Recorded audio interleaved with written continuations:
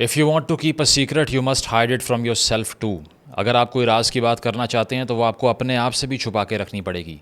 ये सेंटेंस, ये जुमला, ये लाइन मैंने ली है 1984 से, जो कि डिस्टोपियन फ्यूचर के बारे में एक नावल है जॉर्ज ऑरवेल का, जो उसने लिखा लेट 1940s में। और उसमें उसने एक ऐसी हुकूमत पर एक फिक्टिशियस नावल लिखा जो अथॉरिटेरियन रेजीम है, जहाँ पर आमिराना हुकूमत है जो जबर करती है अवाम के ऊपर। और सबसे बड़ी चीज़ ये कि जहाँ पर किसी भी शख्स की कोई इंडिविजुअलिटी, कोई इनफरादियत, कोई पर्सनल लिबर्टी एग्जिस्ट नहीं करती। सिर्फ़ एक चीज़ एग्जिस्ट करती है, वो है ओबीडियंस, और वो है मोहब्बत हुकूमत से, रूलिंग क्लास से।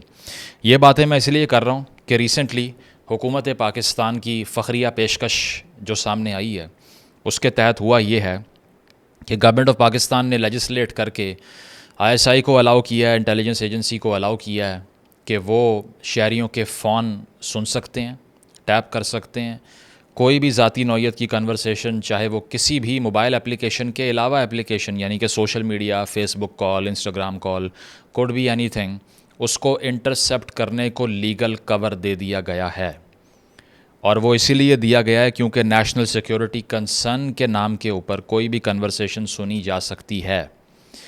अब इसमें बहुत से लोग ये कहेंगे कि यार इस लेजिस्लेशन का फ़ायदा क्या है, क्योंकि पहले कौन सा इंटेलिजेंस एजेंसीज़ के पास ये राइट नहीं था इस मुल्क के अंदर कि वो कॉल्स नहीं सुन सकती, पहले भी सुन सकती थी। लेकिन फ़र्क है, इंटरनेशनल लॉ में एक कोटेशन यूज़ होती है जो हम पढ़ते थे किसी दौर में, और वो ये थी कि law remains law even if it is crushed under the foot. अगर पाँव के नीचे भी कानून को रौंद डालें, उसके बावजूद वो कानून रहता है। हाँ, आप वायलेशन कर रहे हैं उसकी, वो और बात है कि आपकी वायलेशन कामयाब हो रही है repeatedly, but the sense of guilt is always there in the back of the mind who is violating the law. जो भी कानून तोड़ रहा है उसके दिमाग में कहीं ना कहीं ये ज़रूर है कि यार ये कानून था जिसको मैं वायलेट कर रहा हूँ। So this sense of guilt is also taken away by the government in the recent legislation, क्योंकि जो पहले हो रहा था वही कंटिन्यू होगा। फ़र्क सिर्फ एक लीगल कवर का है।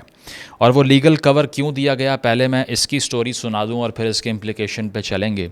होता इस तरह से है कि बुशरा बीबी, जो कि इमरान खान साहब की अहलिया हैं, उनकी एक कन्वर्सेशन लीक होती है अपने लॉयर के साथ बात करते हुए, तो उसको कोर्ट में चैलेंज किया जाता है। इस्लामाबाद हाई कोर्ट में केस लगता है, बाबर सत्तार साहब केस सुनते हैं। दिसंबर में पूछती है कोर्ट कि ये किस कानून के तहत इंटरसेप्शन होती है कॉल्स की। गवर्नमेंट डिनाई कर देती है। गवर्नमेंट की तरफ से जवाब जाता है कि हमने किसी को भी परमिशन नहीं दी कॉल्स इंटरसेप्ट करने की। इसके साथ साथ ये जो और रिप्रेजेंटेटिव पेश होते हैं, चाहे वो इंटेलिजेंस एजेंसीज़ के हों, हुकूमत के हों, सब एफिडेविट्स देते हैं कि हमने कोई कॉल इंटरसेप्शन नहीं की। लेकिन जब बाद में हुकूमत पाकिस्तान को कोर्ट ये कहती है कि आपको हम 6 हफ़्ते दे रहे हैं, और ये कोर्ट ने रिसेंटली कहा था, 6 हफ़्तों वाली बात जून में हुई थी इसी केस की अगली प्रोसीडिंग्स में, कि प्राइम मिनिस्टर साहब इंटेलिजेंस एजेंसी से डाटा मांग कर हमें आकर एक्सप्लेन करें कि किस किस की कॉल्स जो हैं वो रिकॉर्ड की जाती हैं, इसका क्राइटेरिया कितना बड़ा है, इसका एम्बिट कितना वाइड है, दायरा कार कितना वसी है। और इस पर रिपोर्ट देने के लिए प्राइम मिनिस्टर को 6 हफ़्ते का टाइम दिया गया, ठीक है। लेकिन होता क्या है कि 6 हफ़्ते के अंदर, बजाय इसके कि प्राइम मिनिस्टर साहब आके ये बताते कि कॉल किसने इंटरसेप्ट की है, और इसके अलावा ये कि खुफिया तौर पर ये कॉल सुन कौन रहा है, बजाय इसके कि वो बताया जाता, होता इस तरह से है कि नई लेजिस्लेशन आ जाती है, क्योंकि कोर्ट में डिस्कशन हुई थी कि लीगल कवर नहीं है आपके पास। तो वो लीगल कवर पैदा करने के लिए ये कानून टेबल किया जाता है और इसकी अप्रूवल हो जाती है।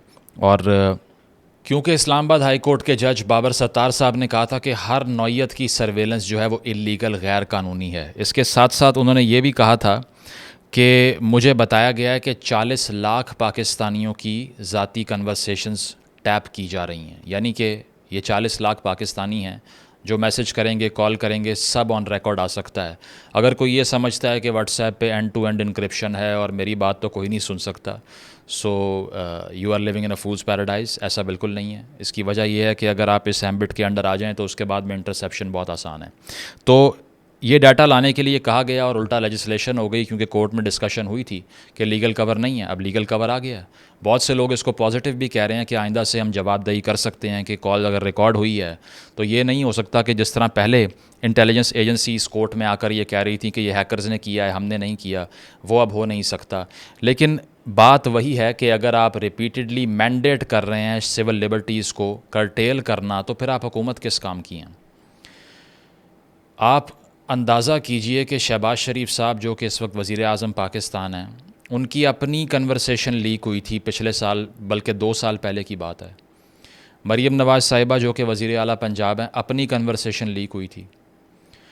उसके बावजूद अगर इस तरह का मैंडेट दिया जाता है, तो क्या आपको ये लगता है कि वो बहुत ही डेलिब्रेट है और वो उनसे करवाया नहीं गया, या फिर उनके पास ताकत नहीं थी उसको रोकने की? जब रिपीटेडली हम यही कहते हैं कि आप पार्लियामान में बैठने वालों को वोट देते जाइए, वो आपके ख़िलाफ़ कानून साजियाँ करते जाएंगे। तो आप लोग कहते हैं कि तुम जमहूरियत से एतमाद हटा रहे हो हमारा, तुम जमहूरियत के ख़िलाफ़ हो गए हो, तुम वोटिंग के प्रोसेस से एतमाद ख़त्म कर रहे हो, तुम टर्न आउट कम करना चाहते हो, तुम गैर जमहूरी आमिराना बात कर रहे हो। लेकिन मुझे जवाब दीजिए कि आवाम पाकिस्तान के जितने भी हैं, इन्होंने जिसको भी लेजिस्लेटिव ऑफिस में बिठाया है, क्या उसने आवाम की खुशनुदी के लिए कानून साजी की है, या उसी के गर्दन पे सवार हो गए हैं? अब सुबहान अल्लाह, इसके ख़िलाफ़ कोर्ट में कौन जा रहा है? तहरीक इंसाफ, उमर अयूब साहब ने कहा हम कोर्ट में जाएंगे, बाबर अवान साहब वकील हैं उनके, कि ये कानून जो है वो गैर कानूनी है और इससे शहरियों की आज़ादी मुतासर होती है। कानून के ख़िलाफ़ जो लोग कोर्ट में जा रहे हैं, जब वो ताकत में थे तो वो क्या कह रहे थे? इमरान खान साहब ये कह रहे थे कि मैं तो जब जिसको भी कॉल करूँ तो ISI कॉल सुनती है। उसकी वजह उनको सुनना चाहिए। वो सुनना इसलिए चाहिए कि चूँकि मेरी सिक्योरिटी का मसला है। अगर वो मेरी बात नहीं सुनेंगे, वो मुझे प्रोटेक्ट कैसे कर सकते हैं? अगर इंटेलिजेंस एजेंसी आपकी गुफ्तगू सुन रही है, you don't have a problem with that, आपके ख्याल में ठीक है? सिर्फ हमारी नहीं सुन रही होती, अच्छा, और बाहर की भी इंटेलिजेंस एजेंसी। तो उन्होंने curtailment of all freedom of speech को इक्वेट कर दिया किससे? इंटरसेप्शन से और स्पाइंग से। और साथ साथ उन्होंने ये कहा कि अगर आप स्पाइंग नहीं करेंगे तो फिर प्रोटेक्ट भी नहीं कर सकते। अब इस सारे आर्ग्यूमेंट से एक बात समझ आती है कि म्यूचुअली कॉन्ट्रडिक्टिंग बातें की जाती हैं। ये कहा जाता है कि नहीं, ये चीज़ इसलिए ज़रूरी है ताकि शहरी आसानी से मूव कर सकें। अगर शहरी आसानी से बात भी नहीं कर सकते तो मूव कैसे करेंगे? अब वो सूरत हाल है कि मेरा ख्याल है इशारों के अलावा बात करने में के अलावा कोई रास्ता बचा नहीं है, कि हर कोई खामोश हो जाए और ड्राइंग रूम्स में बैठ के भी बात करने से पहले 1000 बार सोचें। अगर जजेस उठ के कह रहे हैं कि हमारे बेडरूम में कैमरा था, कहीं पर बगिंग हुई थी, तो हम किस खेत की मूली हैं सारे? तो एक कंसिस्टेंटली इस तरह की लेजिस्लेशंस इस मुल्क में की जाती हैं। अब इस पर्टिकुलर लेजिस्लेशन को ले लीजिए कि ये पाकिस्तान टेली कम्युनिकेशन अथॉरिटी जो है, PTA, जो कि तमाम सर्विस प्रोवाइडर्स जो टेलीकॉम कंपनीज़ हैं उनको रेगुलेट करती है, उसका सेक्शन 54 है। इसके तहत उन्होंने एम्पावर किया है ISI को। और सिर्फ ये शहबाज शरीफ साहब ने कहा है कि आप ज़रूर करें, आपने जिसका भी फ़ोन टैप करना है, लेकिन एक ख्याल रखिएगा कि जो अफसर फ़ोन टैप कर रहा हो वो 18वें ग्रेड से ऊपर का हो, नीचे का ना हो। हालांकि आप ये देखिए कि जो ये सब इस तरह की कानून साजियों से भुगत चुके हैं, शहबाज शरीफ साहब हों, PMLN हो, PTI हो, वो इतनी मार इन सब ने खाई हुई है। लेकिन जब भी कोई भी आकर हुकूमत करने की कोशिश करेगा तो उसको ये तमाम काम करने पड़ेंगे, because the compromise has to be bigger than their own vision. आप इनकी फैमिली का डाटा ले लीजिए तो आपको पता चलता है कि PTI के दौर में नवाज़ शरीफ साहब 374 दिन जेल में रहे, शहबाज शरीफ साहब current PM 340 days in jail, Maryam साहिबा 158 डेज़ इन जेल, 627 दिन हमज़ा शहबाज जेल में रहे, 174 डेज़ राना सनाउल्लाह जेल में रहे। वो राना सनाउल्लाह साहब जो कि इस वक्त एक वज़ीर होने के तहत इस लेजिस्लेशन पे क्या कमेंट कर रहे हैं? Quote and quote, avoid conversations that could be tapped. Rana साहब कह रहे हैं कि ऐसी बात आप करते ही क्यों हैं जिसकी टैपिंग हो सके, करें ही ना। ठीक है सर, आइंदा नहीं करते, गलती हो गई। सफदर अवान साहब जो हैं वो captain Safdar 53 days in jail, 222 दिन शाहिद खाकान अब्बासी, 142 दिन मिफ्ता इस्माइल, 169 डेज़ जावेद लतीफ़, 64 डेज़ एहसन इकबाल, 176 दिन हमारे करंटली वज़ीर दिफा ख्वाजा आसिफ साहब, 462 दिन ख्वाजा साद रफ़ीक साहब। करंट गवर्नमेंट की सारी काबीना ने सैकड़ों दिन जेल में गुजारे, मार खाई, फिर इलेक्शन हुआ, हुकूमत मैनेज करके उनको मिल गई, जिस तरह से हमेशा से मिली आ रही है, कोई पहली हुकूमत नहीं है। आने के बाद फिर वही कानून साजियाँ कर रहे हैं जिसमें कल खुद फंसेंगे। 2016 में यही PMLN जो कि अभी पावर में है, पीका लॉ लेकर आई थी सहाफ़ियों के ख़िलाफ़ इलेक्ट्रॉनिक क्राइम्स को रोकने के लिए। उसी के तहत कल को जाके उन्हें ब्लैकमेल किया गया। पीटीआई आई तो उसने इसी लॉ में सज़ा बढ़ा के 5 साल कर दी, नॉन बेलेबल ऑफेंस कर दिया। इसी के तहत उनके लोगों को टारगेट किया गया। आज़म स्वाति को देख लें और लोगों को देख लें, यही कानून लगा उसके ऊपर। जो नैब बनाई पीपल्स पार्टी के अगेंस्ट इस्तेमाल करने के लिए, उसमें सारे खुद फंस गए, शरीफ फैमिली के अपने लोग फंस गए। अब ये वाली लेजिस्लेशन लेकर आ गए हैं। इससे पहले 2022 के अंदर स्पेशल वेटिंग एजेंसी बना दिया उन्होंने, स्पाई एजेंसी को पाकिस्तान की, शहबाज शरीफ साहब ने। यानी कि पूरे मुल्क में कोई भी ब्यूरोक्रेट किसी भी जगह तैनात नहीं हो सकता until he gets a green signal from the spy agency.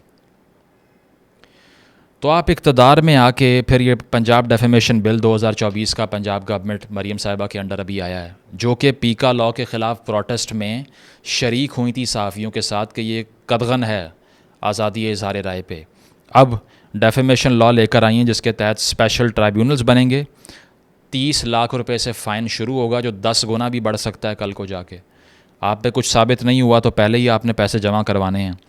दूसरी चीज़ ये है कि चाहे टेक्स्ट मैसेज हो, चाहे व्हाट्सएप मैसेज हो, सब इस नए लॉ के अंडर आ जाते हैं। पूरी दुनिया की ऑर्गेनाइजेशंस HRCP से लेके बाकी सब कंडेम कर रही हैं इसको, कोई भी नहीं रोक रहा, फिर भी सब कुछ होता जा रहा है। तो पे दर पे इस तरह की कानून साजियाँ होती हैं जिससे जो बची खुची यहाँ पर सांस आ रही है उसका भी गला घोटने की कोशिश है। अब ये सारा इसीलिए कि ये जो केस में फंस चुके हैं इससे निकलना भी तो है। और इससे पहले जिसकी कॉल रिकॉर्डिंग हो रही थी, उम्मत के रहनुमा इमरान खान साहब, अजीम लीडर, वो ख़ुद कह रहे थे करनी चाहिए, हलाल है। आज वो कह रहे हैं हराम है। आज इनको इक़्तिदार से उतारें PMLN को, ये कहेंगे बहुत बुरा हुआ है। आज कुर्सी पे बिठाएंगे, कहेंगे इससे बेहतरीन काम कोई नहीं हुआ। समझ क्या आई? समझ ही आई, all are one for heaven's sake, get to understand this truth. All are one. There is no difference whatsoever in PTI, People's Party, PMLN, because if you enter the premises of Pakistan's parliament, you have to surrender all of the political vision that you entail, because you have been given a lot of perks. उसको enjoy करना है तो फिर आपको ये सब करना पड़ेगा। वो और बात है कि उससे आर्टिकल 4 की, आर्टिकल 14 की, आर्टिकल 19 की खुली वायलेशन हो रही है कि dignity of a citizen, privacy of a citizen, right to free speech, freedom to move, सब कर्टेल कर दो, बर्बाद कर दो। लेकिन ये सब करना है, अगर ये नहीं करेंगे तो फिर काम कैसे चलेगा? तो मुझे याद आता है वाटरगेट स्कैंडल, मैंने पहले भी कोट किया था, रिचर्ड निक्सन के ख़िलाफ़ आया था जो US प्रेसिडेंट थे। उनको 1972 के इलेक्शन के अंदर रिकॉर्ड वोट मिला था US हिस्ट्री के अंदर।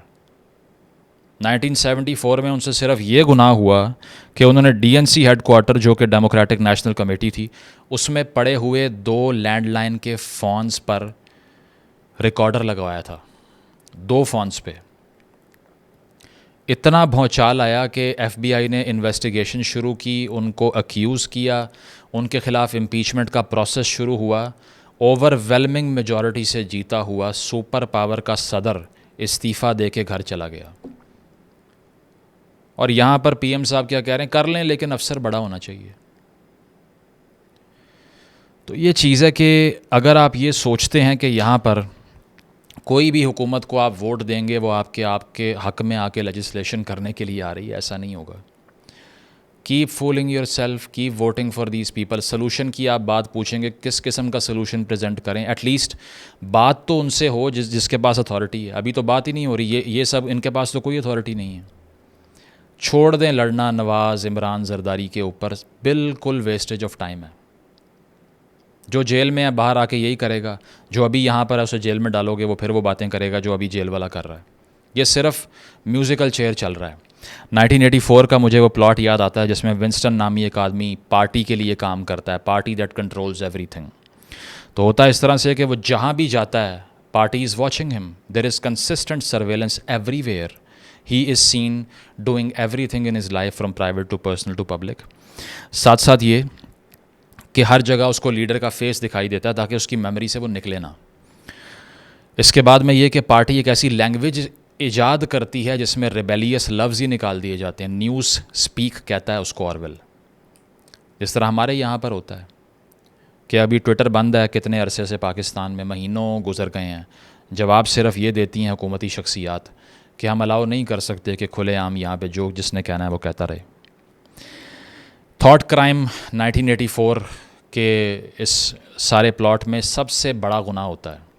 अगर आपने किसी को मार दिया है, हमसाये का पैसा लूट लिया है, वो सब सेकेंडरी है। सबसे बड़ा क्राइम थॉट क्राइम है। पाकिस्तान में सोचने से बड़ा कोई बड़ा गुनाह नहीं है। यहाँ पर अगर आप किसी स्कूल पे हमला करके बच्चों को मार दें, आप मॉब लिंचिंग कर दें, आप ख़वातीन की बेइज्जती करें, आप एसिड फेंक दें उनके मुंह के ऊपर, वो सब माफ़ हो जाएगा। हाँ, अगर अपने राइट्स के लिए बात की है तो वो I am sorry, that's a thought crime, वो नहीं हो सकता। फिर इसमें यह भी होता है कि Winston actually hates the party from within, but he works for the party as well. तो मिनिस्ट्री ऑफ ट्रूथ में वो काम करता है। मिनिस्ट्री ऑफ ट्रूथ क्या करती है? मिनिस्ट्री ऑफ ट्रूथ ये करती है कि हिस्ट्री को चेंज करके पार्टी के बेनिफिट में लेके आती है। यानी कि यहाँ पर जितनी हुकूमतें आई उन्होंने यही किया तारीख़ के साथ कि उनको रिप्लेस किया आइडियोलॉजी के साथ। हिस्ट्री को नेशनल इंटरेस्ट में लाने की कोशिश की, जो कि हिस्ट्री नहीं होती। हिस्ट्री तो ऑब्जेक्टिव होनी चाहिए ना आइडियली, वो किसी के इंटरेस्ट में या किसी के ख़िलाफ़ तो नहीं होती। सच तो सच होता है। तो मिनिस्ट्री ऑफ ट्रूथ से भी पाकिस्तान याद आता है कि यहाँ हर मिनिस्ट्री ऑफ ट्रूथ है। तो विंस्टन और जूलिया को मोहब्बत हो जाती है उस नावल के अंदर, और इसके बाद में वो रिबेलियस बातें करना शुरू हो जाते हैं। विंस्टन अपनी डायरी में अपने ख़यालात लिखता है। इतना डरता है कि मैंने डायरी में भी सच लिख के घर रखा हुआ है, कोई देख ना ले। ये सूरत हाल होगी अब से कि छुप के भी अगर कोई बात की है तो ख़तरा ही है कि किसी ने सुन ना ली हो। So Pakistan officially has become a surveillance state. I say it out loud. It is evident as anything कि आप कुछ भी करेंगे, there is consistent surveillance everywhere in Pakistan. Pakistan is Orwell's dystopia of 1984. It is an Orwellian state, full-fledged. और साथ साथ ये कि डबल थिंक का एक कॉन्सेप्ट भी वो देता है, और उसमें ये होता है कि आप कॉन्ट्रडिक्टरी आइडियाज़ को एक साथ बोल रहे होते हैं, पता ही नहीं होता, क्योंकि ऑप्शन ही कोई नहीं होती इसके अलावा। और वो ये कहता है कि ये सारा कुछ इसीलिए करना पड़ेगा 1984 का जो पार्टी है 1984 के अंदर, वो इसीलिए कि who controls the past controls the future, कि जो पास्ट को कंट्रोल करता है वो फ्यूचर को कंट्रोल करता है। मतलब क्या है? जो तारीख़ को अपनी फेवर में झूठ बना के मस्क कर देगा और आपको बेच देगा, मुस्तकबिल भी उसी का है। चाहे वो खान साहब हों या इस तरह के सारे लोग हों जिनका एक विजन ऑफ हिस्ट्री है, बिल्कुल फैब्रिकेटेड विजन ऑफ हिस्ट्री है। They want future to be theirs, that's why they are doing it. Who controls the present controls the past, और जो आज ताकत में है वो माजी को कंट्रोल करता है। यानी कि आज ताकत में हो, तारीख़ की किताबें बदल दो। तारीख़ की किताबें बदली, कौम ने वो पढ़ी और कौम ने वो बातों पर ईमान लाना शुरू कर दिया जो कि आपने बताई थी, इसीलिए फ्यूचर भी आपका गया। So control the past, control the future. So in the and I will say that all the legislative assemblies, all the politicians that you will support, all the political entities that you will die for by fighting each other, your relatives whatsoever, are going to do a disservice to your cause. अगर आप एक हकीकी शहरी बनना चाहते हैं जिसको अपने राइट्स का इल्म हो, detach your self from this political class. ये सिर्फ इसीलिए आती है कि ये आपके ऊपर जुल्म ढा सकें। एक केस, 2 केस, 3 केस के लिए ये पूरा लेजिस्लेटिव ऑर्डर ही चेंज करके रख देते हैं और बाद में उसी की मार खा रहे होते हैं। एक एक चीज़ जो ये अपने हाथ से शहबाज शरीफ साहब, नवाज़ शरीफ साहब, इमरान खान साहब ये सब कर रहे हैं, ये सब इनके गले के फंदे बन जाते हैं बाद में, लेकिन सबक नहीं सीखते। तो क्रक्स ये है बात का, कंक्लूजन ये है कि ये जो फॉग आपके दिमागों पे चढ़ी हुई है ना कि वो इमरान और वो नवाज़, इसको उतारें, क्लियर थिंकर बने, आज़ाद करें अपने आप को इस बर्डन से कि मैंने किसी एक साइड का हिस्सा बन के चीखें मारनी है। किसी साइड का हिस्सा बनने का कोई फ़ायदा नहीं है, और पाकिस्तान में पार्लियामेंट्री स्ट्रगल का कोई फ़ायदा नहीं है। Thank you.